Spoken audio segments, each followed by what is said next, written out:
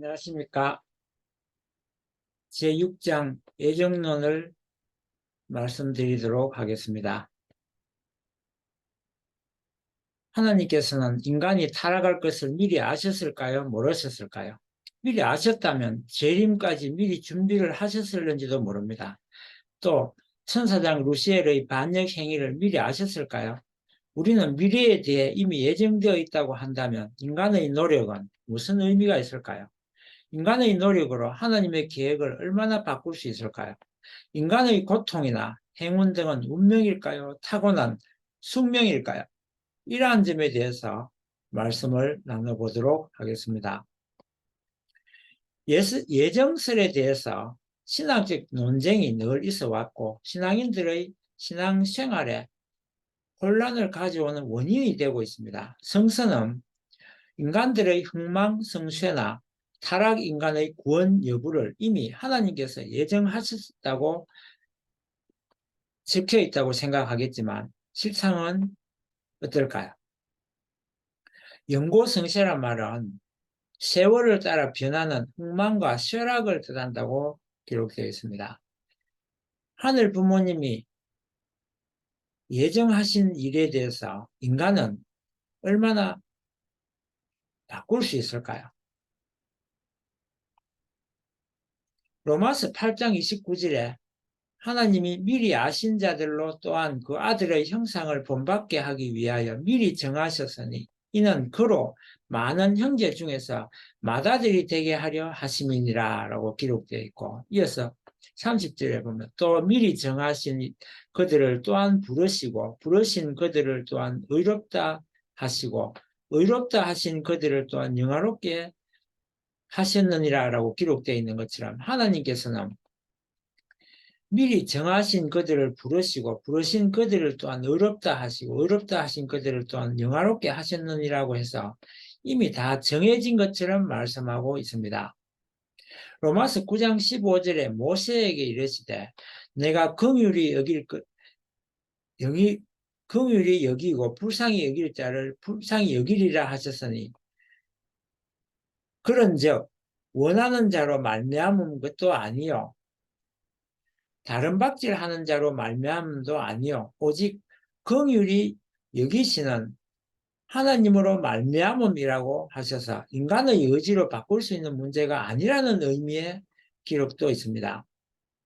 로마서 9장 27절에 토기장이가 진흙 한 덩이로 하나는 비 있을 그릇을 하나는 천 있을 그릇을 만들 권이 없느냐라고 하셨고, 또 로마서 9장 10절에 이뿐 아니라 또한 리브가가 우리 조상 이삭 한 사람으로 말미암아 잉태하였는데 그 자식들이 아직 나지도 아니하고 무슨 선이나 악을 행하지도 아니한 때에 택하심을 따라 되는 하나님의 뜻이 행위로 말미암지 않고 오직 부르시는 이에게 말미암아 서게 하려 하사 9장 12절 내용입니다. 리브가에게 이르시되 큰 자가 어린 자를 섬기리라 하셨나니 기록된 바 내가 야곱은 사랑하고 에서는 미워하였다 하신과 같으니라 하여 절대 예정설을 뒷받침하고 있는 기록들을 우리들에게 보여주고 있습니다.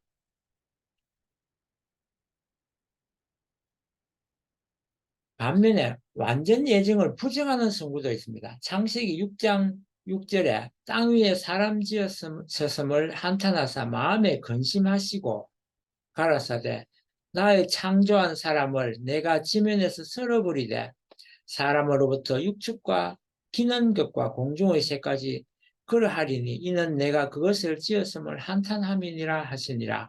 하나님께서 스스로 행한 일을 후회한다는 것은 절대 예정이 아니라는 말씀이기도 합니다. 실수를 스스로 인정하는 것이니까요. 실수라는 것은 바둑을 둘 때 잘못 두고는 후회를 한다는 것은 이럴 수 있을까? 예상하지 못했다는 말이기 때문입니다. 마태복음 7장 7절에 보면 구하라 그러면 너희에게 주실 것이요 찾으라 그러면 찾을 것이요 문을 두드리라 그러면 너희에게 열릴 것이니 구하는 이마다 얻을 것이요 찾는 이가 찾을 것이요 두드리는 이에게 열릴 것이니라. 너희 중에 누가 아들이 떡을 달라 하면 돌을 주며 생선을 달라 하면 뱀을 줄 사람이 있겠느냐? 너희가 악한 자라도 좋은 것을 자식에게 줄 줄 알거든. 하물며 하늘에 계신 너희 아버지께서 구하는 자에게 좋은 것을 주시지 않겠느냐? 고 기록되어 있습니다. 야고보서 5장 14절에도 보면 너희 중에 병든 자가 있느냐? 저는 교회의 장로들을 청할 것이요 그들은 주의 이름으로 기름을 바르며 위하여 기도할지니라. 인간의 노력 여하에 따라 상황이 바뀔 수 있다는 말이니 이것은 상대적 예정을 말하는 것입니다. 왜냐하면 이미 정해진 것이 아니라 내가 어떻게 하느냐에 따라 결과가 달라질 수 있다는 것은 아직 정해진 것이 아무것도 없다는 말이기 때문입니다. 절대 예정시를 주장하는 그런 교파도 있고 또 그 반대로 인간의 자유에 대한 노력 이런 것을 강조하는 교파도 있습니다. 어거스틴이나 루터나 칼빈은 대개 절대 예정시를 주장하는 쪽이고 펠라기우스라든지 아르미니우스라든지 웨슬리 같은 감리교를 창시한 존 웨슬리 같은 경우는 인간 자유의지에 대한 노력을 어느 정도는 인정하고 있습니다. 절대 하나님께서 창조 목적을 포기하실 리가 만무합니다. 전지전능하신 하나님은 못하실 것이 없기 때문입니다.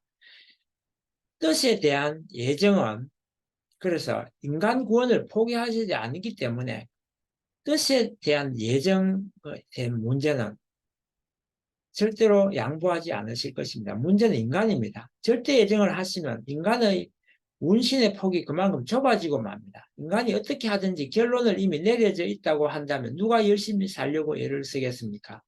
인간의 노력도 인정하면서 결과는 이미 정해져 있어야 합니다. 어떻게 하면 그렇게 할 수 있을까요?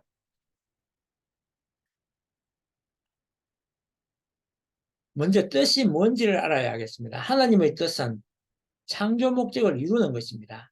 중간에 실패를 했더라도 반드시 창조하신 원래의 목적은 이루셔야 절대자 하나님이 될 수 있습니다.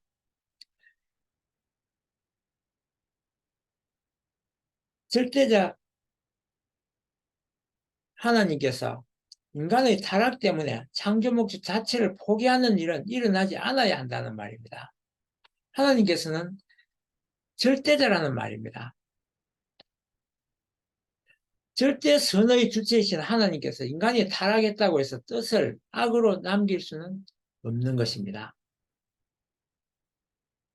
하나님의 절대 유일 불변 영원하신 것처럼 당신께서 세우신 뜻도 절대 유일 불변 영원해야 합니다. 따라서 뜻에 대한 예정은 절대적이어야 합니다. 따라서 뜻 성사에 대한 예정은 절대적이어야 합니다. 그러나 그 뜻에 대해 인간이 참여하게 되는 상황이라면 문제가 달라지게 됩니다. 타락한 인간을 구원하시려는 복귀 섭리에 있어서도 뜻은 절대적입니다. 그러나 그 세운 뜻을 이루는 것은 절대적이지만 하늘 부모님의 책임 분담 95%와 인간 책임 분담 5%를 합쳐서 뜻을 이루어야 하기 때문에 뜻 성사에 대한 예정은 어디까지나 상대적일 수밖에 없습니다. 인간 책임 분담이 5%가 포함되기 때문에 그렇다는 것입니다. 이것을 무시한 일방 통행은 없다는 것입니다. 인간이 담당해야 할 책임이 5%밖에 되지 않는다고 섭섭해할 분이 계실지 모르지만 인간의 입장에서 보면 힘에 겨울 만큼 힘든 것입니다. 그렇지 않다면 왜 중심인물들이 실패를 거듭했겠습니까? 하늘 부모님에 비해서는 미미할지 모르지만 인간의 입장에서는 결코 간단하지가 않다는 비율이 95대 5의 비율입니다. 인간의 사랑을 사랑답게 하기 위해서는 인간에게 많은 자유와 선택권이 주어져야 하는 것이기 때문에 인간에 대한 예정은 다른 것입니다. 억지로 원하지 않는 사랑을 강요하는 것은 옳지 못하기 때문입니다. 상대방이 사랑을 받아줄 마음이 없는데 억지로 하는 사랑은 사랑이 아니라 폭력입니다. 사랑하는 마음이 스스로 우러난 것이 아니라 의무감이나 책임감에서 비롯된 것이라면 순수한 사랑이 아닙니다. 그래서 인간에 대한 예정은 자유의 인간의 사랑이 사랑받기 위해서는 두 가지가 전제되어야 하는데, 첫째는 방금 말씀드린 대로 자유가 전제되어야 합니다. 두 번째는 영원해야 합니다.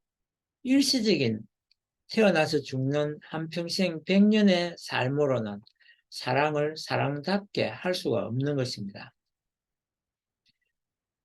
1차원적인 또는 2차원적인, 3차원적인 상태에서는 한 번의 사랑으로 모든 것이 완벽한 참 사랑까지 이르기가 힘든 것입니다. 그래서 영원토록 영원을 두고 서로가 사랑을 나누고 서로 실패를 하기도 하고, 그러면서 완벽한 사랑을 이루게 되면 비로소 천국으로 가게 되는 것이 사랑이 사랑답게 이루어진 결과라고 생각합니다. 인간 조상 아담과 해와의 선택은 선의 조상이 되든지 못 되든지 하는 것은 어디까지나 상대적입니다. 하늘이 뜻에 맞는 사람을 세웠다가 하더라도 안 하고 전적으로 사람에게 달려있기 때문에 하고 안 하고는 사람에게 달린 것입니다. 인간에 대한 모든 것은 상대적이라는 것입니다. 중심인물이 하나님의 책임 분담을 다하여 사명자로서의 성공을 하든지, 그것은 하나님의 책임 분담에 플러스해서 인간의 책임 분담이 어디까지나 가미되기 때문에 유동적이라는 것입니다. 그래서 인간에 대한 예정은 상대적이라는 것입니다. 하나님의 구원 섭리가 1안, 2안, 3안 등으로 미래의 대책을 세워놓고 준비하셨다면 어떻게 되었을까요? 중심인물을 세울 때 아무나 무조건 세우는 것이 아니라 하늘이 필요로 하는 시기와 장소에 맞아야 합니다. 여기에는 후천적인 노력이나 선천적인 성품을 타고나야 하고, 조상들의 공적이 있는 후손이 우선권이 주어지기도 하고, 무엇보다 선민으로 태어나야 됩니다. 중심인물이 될 수 있는 조건에 맞았기 때문에 선택하신 것이라는 말입니다. 그래서 우리가 가장 행운은 선민의 나라에 태어나는 것이고, 둘째는 선의 공적이 많은 선조의 후손으로 태어나는 것이며, 그 다음에 개인적으로 선천적으로 성품을 타고나야 하는 것입니다. 그리고 후천적 조건으로 열심히 본인이 노력을 하여 하늘이 필요로 하는 시기와 장소에 머물러야 하는 것입니다. 예정서를 놓고 다시 성구를 한번 살펴보도록 하겠습니다.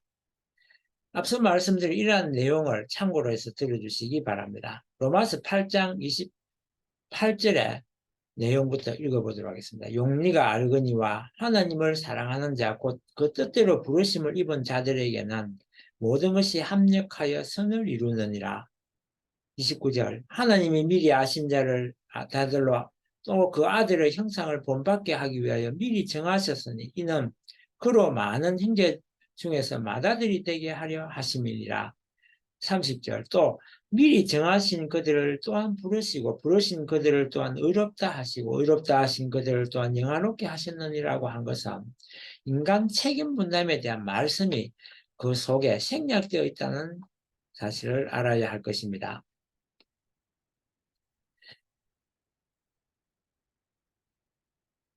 어떤 인간을 선택하시든지 그것은 하늘에 매인 것입니다. 그리고 하나님께서 인간을 어떻게 취급하시든지 불평을 해서는 안 될 것입니다. 하나님께서는 에서는 미워하고 야곱을 사랑하신 것은 섭리적 프로그램 때문입니다. 결코 마지막까지 봤을 때는, 전체적으로 봤을 때는 하나님의 사랑은 편애가 아니라는 것입니다.